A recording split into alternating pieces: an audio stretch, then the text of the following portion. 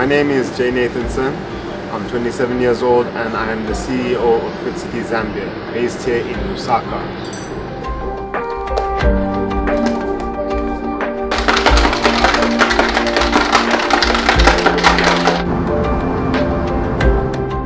Fitness is a way of life, it's a part of life, and it's a way to balance things out. It hasn't always been easy for me, but really now I'm at the point where I can't see myself living my life without having some aspect of fitness towards it.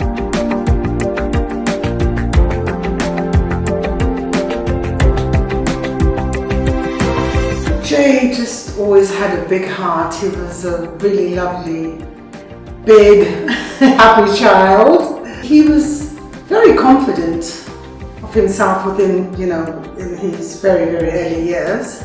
I was very, very fat from a young age, extremely fat. I think from the time I was 14 years old, I have never weighed less than 70 kgs. I think as he grew older, he became more conscious of his weight, which I think is largely due to me, my fault, because I used to stuff him with food, and which I still try to do today, but I can't. Both my parents were very worried that I'll turn out to be one of those very big obese kids, and they did all that they can do to try and push me to lose weight, whether it was the numerous diets or the signing me up for gym and getting me personal trainers to train me. All of that was part of my fitness journey, and I absolutely hated it initially. I hated it. I could not do it. I had no idea why I was being forced to do this. I didn't enjoy it. Hey! Feet!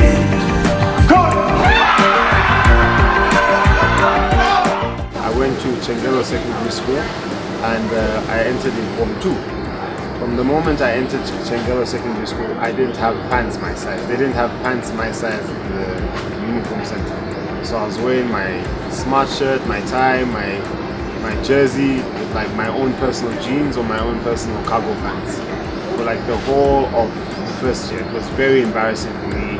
Yes, I think that was a very difficult period for him to come to terms, and this is when he decided that, Mom, I never want to be fat like this again. I was forced to do the girls' route while running cross country, because if I did the guys' routes, I wouldn't finish the session in time. I'll go overtime.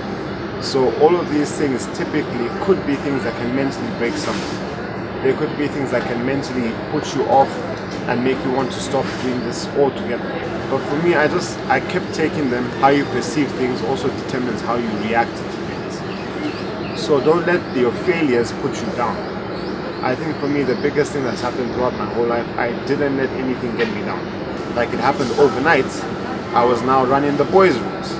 Like it happened overnight, I was now in the soccer team. Like it happened overnight, I was now wearing size 32 pants, size 36 pants. From being a 42, I now dropped to a 36. So it always seems hard when you're going through it, but when you go back, you look at it, every end story has a journey.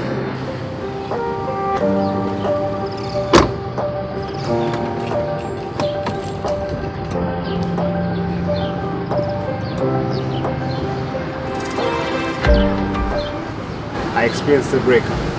Yep. Like most love stories go, this one ended and it didn't end too well. So it left me in a sort of position where I needed an outlet. I needed a way to escape, so to speak. And it just so happens that this breakup happened during a boarding school phase of my life. So you can imagine the person who I've broken up with is all around my space. Literally, if I leave the hostel, I see the person. If I go anywhere else, I see the person. And I didn't want to experience this. So what I ended up doing was I'll just spend my time after school. I don't go out to the classroom. I spend my time in the common room.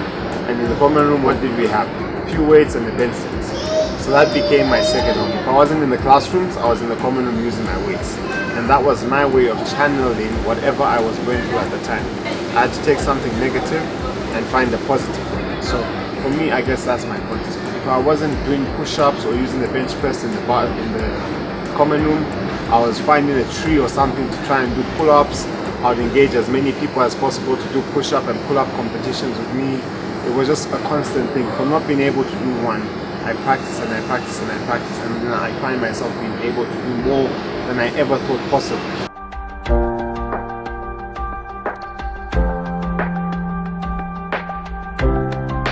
David at the time wasn't a very close friend of mine. He's someone I knew. He was a friend of a friend. I had really admired what he had started. He had a great passion, a great drive for what he was doing. So when I initially got asked to get on board, I wasn't ready for it. I wasn't ready in terms of it being more than just a position, it being more than just a job. I wasn't ready in terms of the impact that people were relying on this for, the impact that this had on people's lives. People will literally come to Bootcamp thinking, oh, they've had such a bad day, and they'll come there wanting to transform, wanting to change their day, which for me is something that really blew my mind. When I saw the energy there, when I saw the happiness and the hard work, I was excited, I was driven, and I said, this is something I can actually commit myself to. It's been exciting. Yes, we've had our hard times, we've had our slow days, but at the end of the day, I've really been motivated, and it's all up to the clients. The clients really provide that energy that we thrive on, and it doesn't get tiring, it doesn't get boring. He has been such a tremendous support to me as well, and to his siblings. So I just say thank you so much, Jay. I'm so proud of you, I love you, and I will do anything to support you. So how many push-ups can you do today? To date, Yeah. I can do, in a minute, my record is 98 push-ups in 1 minute.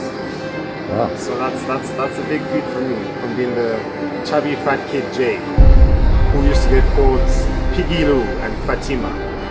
Not being able to do a single push-up to now being able to do about over 90 in a minute. That's a testimony right there.